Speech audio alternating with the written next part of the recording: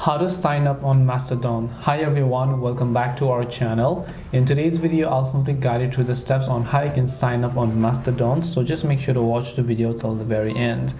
In order to sign up on Mastodon, all you have to do is you can either use the Mastodon website, which is mastodon.social, or you can just use this application over here, which is available for your App Store and your Play Store.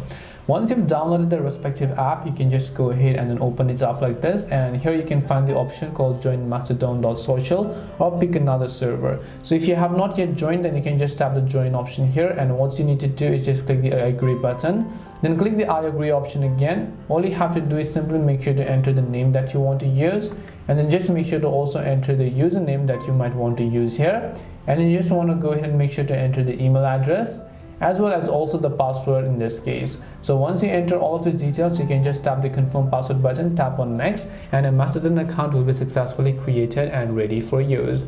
This way you can create a Mastodon account. Hope this video was helpful, and if it did help you, make sure to leave a like and subscribe to the channel, and if you have got any more questions, feel free to leave them down. Thank you for watching and see you in the next video.